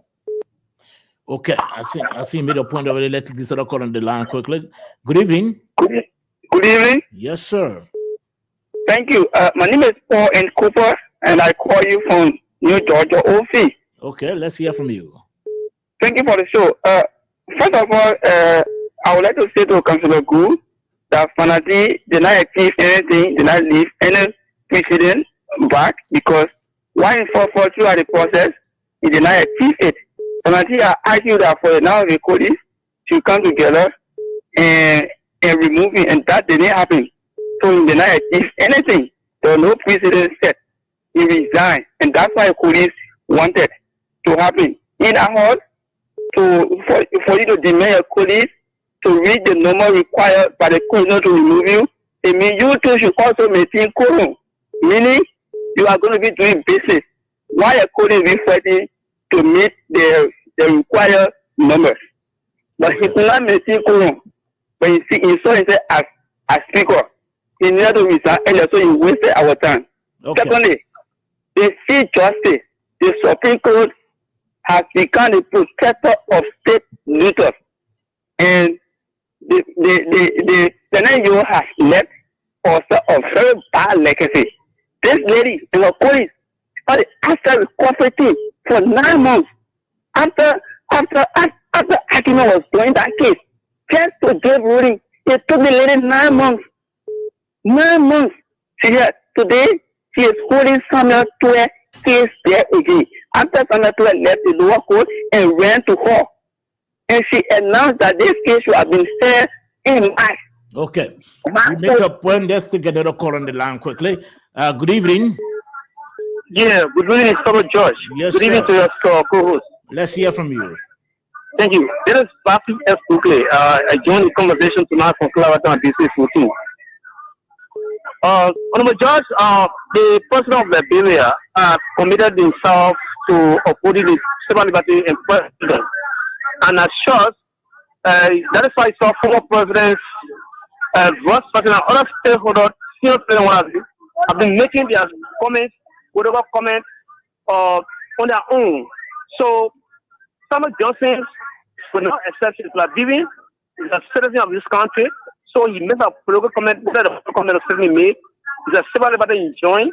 But for someone to have this argument, saying that, yeah, indeed, it kind of fun and manner, I mean to say, yeah, I mean, they said they're going to bring heaven down. Let us stop doing that. Moving forward, the issue of impeachment of the Supreme Court bench is another argument. So, but I cannot tell you, if they can wait in the lower house, why not can wait in the upper house? We decided to a good statement. They find that Justice Janet, who was illegally removed by the CDC on the lower house, and they come in the upper house, confront that. What did he saw the reflection? What is saw the reaction for the court, the Supreme Court? The Supreme Court herself is not been doing well for the past time. So whatever the problem is, what the problem against them, so we just look at it, oh, we can say, yeah, indeed, whatever they're doing, because this is whatever we enjoy. So we should also look at the process and see whatever we want to do it. We just doing the conform of law. Thank you for the opportunity, Sir Josh. Okay, many thanks. 0778-460793. Let's take this call on the line. Good evening, caller. Yes, sir. Mr. Charles, how are you, sir? I'm okay, sir. Okay, I would say I appreciate. Anyway, my name is Sam Daniel from West Point. Okay. And I would let her appreciate it, Councilor. He said it right. During this, the onset of Charter with Levier, I was here, I soon rest. All this time, teamwork, very good. The only thing we were federal at that time in the 90s, they were a shadow of the gun. Because you could be standing somewhere and Buddha could come after you. Mm-hmm. You understand? Mm-hmm. But we in another situation that some of us and all our family are not able to take care of their welfare. Mm. Yeah, I think it's not shooting out and it's not going down well with us, with the citizens. You know what I'm saying? Because you look at things, number we say, yes, development, the government want to do development, we agree. But just why you got to address the bread and butter issue. But look at the situation in the country. No job. People going after people in ministry. And see, sending positions are being targeted. You know what I'm saying? So where are we heading to? No, the baby, he my father. For me, I had it to politics, but he's my father. And I just want to say that he got to calm down on ministers and other people. Of course, he the I know maybe people can accuse him that he didn't know. Okay. What would we say? Because okay, you made your point. Let's take another caller quickly. Good evening, good evening. Yeah, good evening, sir. Good evening, sir. Yes, sir. Yeah, this is Emmanuel David, sir. I join you from the township of West Point. Mm-hmm. As it relates to the comment made by the former senator from Bomi County, Honorable Sandro Dato Johnson, you know, you cannot reason above your level of education. I think the MPP chairman is Emeritus Sterry or Chief Siri Allen. Sandro Johnson and our people should continue to be pushing hate messages in the country. I think we've gone those days. These days are past. Why you call impeaching Chief Justice or justices on the bench for expressing their opinion in cases that brought forth today? Does that warrant an impeachment? Then the reason is he says Sandro Johnson and Brent C.S. Jewel school in bombing. Then the left. Okay, please, we're not going there. We're not going there. Let's take this other call on the line. Your name and where you calling from? Yeah, my name is Abba Kemuka in Carwell. Okay, let's hear from you. You know, when people try to post Mr. Sandro Johnson on firing squad, it sometimes surprised me. Okay. I never knew that Councilor Gu in this country, when Kabina Janet was crying all around here for help, and we couldn't hear anything about Lafayette and Mr. Gu when he was fighting Taylor lawyers about benefit. All those things, you were all on the low. Sandro Johnson, as a citizen of that bureau, he's right to make any comment that you want to make. People get and Kabina Janet from that place there, the place was quiet. No one talk. But they may just say something that this is what we intend to do. And it makes a citizen of the country. Getting to the people, you know, politics is interesting. When the sedition rate, they can only stop it to 2018 when they took over, what was the rate? But when Eddie Johnson study level at 132 and they took it to 188, they were not they don't talk about that. But they only talking about this government that have increased. Look, my brother, if we want to get this country set, we should try to divorce ourselves from politics and move the country forward. Okay. But if you blunder in your administration and then someone came and doing their best, we all rally around our government and make the country better. Thank you. Okay, many thanks. Let's take another call on the line quickly. Good evening, Mr. George. Yes, lower the volume of the radio, please. Let me say good evening to Labiaku, Council Labiaku. You know, you can see whatever you want to say about Council Labiaku, but you know, question some of them are respectful because you can't bad them to the way you see like how you talking. Because of money, Aliyu Fakikuma, picking family, or you can money. So I want to agree with some of the things that Labiaku, so special when it comes to the state of the economy. You know, we are put up for the president and we support the government. We are calling on the government to see our bill and the federal government needs to know kind of the state of the economy. We all know that the state of the economy is not very well. So we can't tell anybody there is no out anybody that get money, my pocket wants money, nothing. So now no voice of politics, let's take politics for any particular thing. Even the finance minister, he said he talk about it, he said he's working on it, and he really need to work on it. So I get probably the government will come also again corruption because what happened in the past government, we expect the government by now for people who take it like people for the last year, but now someone else already here up. Okay, you make your point. Let's take another call on the line quickly. Good evening. Yeah, hello. Yes, sir. Let's hear from you. Okay, Boniface Mapley, I call from Macklin Street. Okay. Okay, I highly want to appreciate the Councilor Studio Councilor Boo. He said a lot, and you know, you don't unmatch that there will be a thorough member. I appreciate him a lot. But one more thing is that our problem in Liberia is not the judicial or executive or political issues or statements. Our problem is legislative. So if we can find a means and like that, and other people can wrap around some other people to see how we can go through and referendum and see how we can change some law in order to change some lawmakers to bring better Liberia. We should speak Liberia first and Liberia last. It's all I have to say. Thanks, sir. Okay, many thanks, many thanks. Let's try to go to Councilor Gould. I'm sure you want to respond to some of the concerns, and then we'll continue with the calls before he leaves. Councilor? Yeah, so Sobo. Yes, sir. You know, I listened to the last caller, and you know, I will just bring it down to say that our problem is us. Us, we are the problem.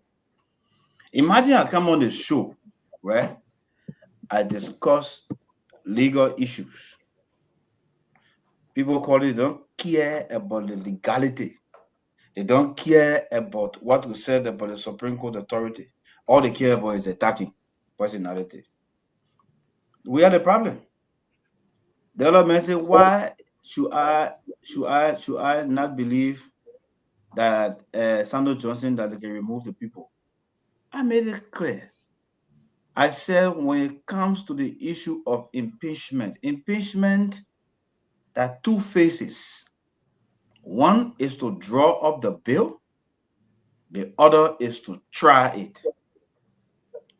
And I said that the House of Representatives, you can get the number from there to withdraw to get the bill. It's like an indictment. You draw an indictment for somebody who has committed a crime. You take it to the court that has jurisdiction to hear the matter for trial. That indictment, does that mean that the person is guilty? The court has the authority to even dismiss the indictment and set the person free. It is that authority that I believe that the Senate has to dismiss that impeachment, that I put my neck on the board. I say that Senate, even if you get it from the lower house, you cannot get it from the Senate. So it's a bet. I put my neck to it, right? So that's me. That's the confidence I have in the Senate. For the House of Representatives, members of the House already start to preach the issue of removal. So anybody who will go right say remove the people for all XYZ business, they could draw up a bill and it will go to the Senate. So I don't think that if the bill of impeachment is drawn, when it goes to the Senate, it will be entertained. And by then I don't see it because I saw the posture from the senators after the Supreme Court clarified its ruling. The next thing, somebody said Funani Kuva did not leave legacy. Nobody discussed about legacy on this show. I don't know where some people can be, where they come from, or they don't listen well. The second caller, he talked about Funani Kuva didn't leave legacy. The thing he wanted his friend to do. We didn't discuss what he wanted his friends to do. What we discussed is what his friends were doing. Is that what he wanted to do for himself? What his friends were doing was wrong. They removed him and they said remove him and put in a new speaker. Funani Kuva said he removed unconstitutionally. The Supreme Court agreed with him. That's why he proved. He resigned. When he resigned, what did they do? If they believed that they were right for removing him from day one in October or whatever month they removed him, they could not have had new election. But the fact that they had new election, it means that they knew that the action they took then were wrong. That is what we're saying. So the whole issue about impeachment, that's why I come from to say, is dead on the rubber, because why would you want to impeach the people when you agree with them? So let them listen next time and comprehend that well before coming on the show and try to make give their view. Yeah, airtime will know it there, but you need to listen well. Another person said, why you believe that they can remove the man, the people like the way they remove Janet?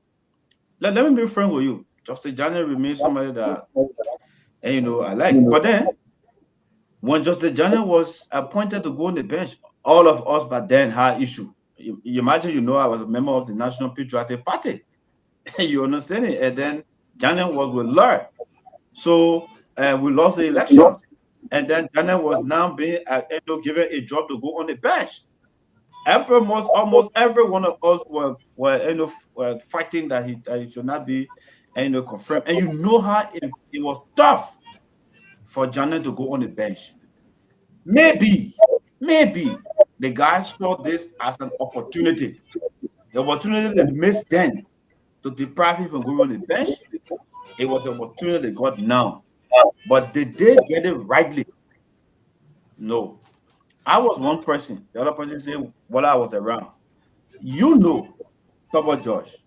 And many other persons know in the country, except some people who know and decide to change the rule of the game because the balls are bound. And the ball are bounced. I can beat my chest. I was the only lawyer in government that used to say the truth about the law. The only lawyer can beat my chest for that one. And then somebody will tell me today where I was when Janet will be removed. We challenged the government for removing Janet back then. But here's the mistake they're making. I represented the Republic of Liberia. Against Janet in the ECOWAS court. Why did I do that? I said, even though the cause of removing Janet was wrong, but the procedure was right. And he went to the court and said that the procedures was wrong, the trial was unfair. So I said, the trial was open, you had lawyers, you went to trial, you provided witnesses, nobody harassed you. There was never a day that it was harassed going to the court or coming from court. So the process was open, on social media, people were watching it. So that's the reason I represented the Republic of Liberia. I didn't represent the House of Representatives. So they should understand that. We lost the case. I advised the government to pay. I was on radio when we won the case, when I argued the case against the government, against Charles Taylor, and we won. And the government was celebrating that Liberia won the case, against Charles Taylor. They were telling me thank you. I said yes. Now you're telling me thank you for winning a case against Charles Taylor. You are happy for the ruling, That same way you happy, you must put that same energy in respecting the ruling to pay Nesedo and pay Kabina Jane. But people quite to forget because Liberia is gullible. Nobody cares about doing one thing. When you're not on the side at one point in time, they have all kind of issues to say. The next person, I think the last person talk about the economy. Or the first guy talk about the economy. Why I shouldn't say poor hungry. Look, I made the thing clear. And somebody came supported my argument. If you look at the trend of the economy from the day we were born, things have never been the same. All prices of things have always been going on up. What other countries have done is to create the avenue for people to meet up with the current day expenses of life, creating jobs, increasing wages, or reducing taxes, income tax, so that when the price, if you're making $100 today and you're buying a bag of rice, you're buying a bag of rice $50. So you were able to buy 2 bags of rice. If tomorrow the price of rice goes to $60 and you are still making $100, you can no longer buy 2 bags of rice. You end up buying 1 bag of rice. What the government need to do is to find a way that they will either increase your salary so that you're able to stay between the 2 bags of rice, or reduce the taxes that they're cutting from your salary to bring you to $100. They will give you an additional income to be able to buy 2 bags of rice. Those are the challenges successive government have been facing. And these are the reasons why I cannot beat on a government to say, oh, the country did, the country that. No. All I can do is to talk to the government. That's why I've asked the government, forget about too much fighting, forget about too much of justification, forget about 2029, pay attention to governance. You will succeed. So I advise the government that, look, pay attention to the very important issue. Try to create a situation where people will find jobs, where they will be able, the disposable income will be sufficient enough to maintain and to offset the inflation level. Other than that, people will suffer. And that's what's happening now. Can the government do better on it? Yes, they can do better. So I beat them for what's going on? I can't beat them for what's going on, because all around the world is happening. But other countries are creating an avenue for people to meet up with the inflation demand. What I beat on the government for is rule of law. And now clear on rule of law, the government has failed. Can they make a pass? Of course, they have 1 year, 5 months. They can correct, they start correcting the wrongs from the House of Representatives. They can correct other areas, right? And by the end of the year, we'll be on track with the rule of law. And before the tenure ends, the story will be different. So that is my position on this. I've not come to just criticize or whatever. I've come to say first what the law is, and I've spoken to what the law is. The Supreme Court has the authority to interpret the law on the Constitution. The Supreme Court, the justices did nothing wrong. They interpreted the Article 49 because the privilege of being a speaker was taken away from Ponati Kofa illegally, unconstitutionally. And Article 20 says, before you do that, you must follow the provision laid down in the Constitution consistent with due process of law. They didn't do that. So the Supreme Court had the authority to hear the matter. It did not rule any political matter. It ruled in a legal matter. And that particular reason cannot be the ground for impeachment. If the impeachment for that will be political, it will be the same as Janet. Thank you very much for the time. Many thanks, Councillor Guru. Really appreciate your time tonight. Again, we hope to call you anytime we have legal issues. We'll always call you, we'll always knock your doors.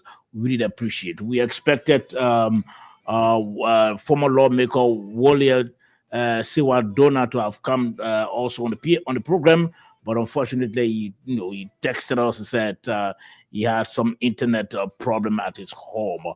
Well, thanks to all of you for listening to the Nighttime Heat tonight. Again, beginning as we've begun today, We'll continue going live on our own page. That's the Nighttime Heat page. Anytime, just make sure you go to the search place on your Facebook page and you tap Nighttime Heat. As soon as you tap it, you make sure to follow the show and watch the show and share the show as well. And then also you can go on your YouTube channel. Just go to where they have the search and you tap Nighttime Heat. You also follow the show and you subscribe. We got a few persons who follow up. Tonight is the first night using our own page, and so many persons didn't get it. We're hoping that in our subsequent edition they'll be able to follow. Victor Molba from Freeport, he said he was from Freeport. Albert Milton Cephas from Caldwell. Amos G. Conley didn't say where he was watching from. Shadrach Gweming from Yikipa, Nimakani. Abraham B. Croman from Iron Factory. Ophia S. George from New Georgia. Pastor Samuel Shan from the Chicken Soup Factory. Obutu Isaac Ross from Gibi Kambi. Isaac, a very good friend of mine. Thanks to all of you who watched the show. Again, when we come back on Wednesday, make sure just to go to your Facebook page and tap Nighttime Heat or your YouTube channel and tap Nighttime Heat to follow and share the show. You can subscribe on YouTube. You can share on Facebook. Until then, thanks to all my producers. They've been very effective tonight. And thanks to my panelist, Moses Sandy. He was here earlier. Until then, Saba George is my name. We'll be back on Wednesday, God willing. Have a pleasant night.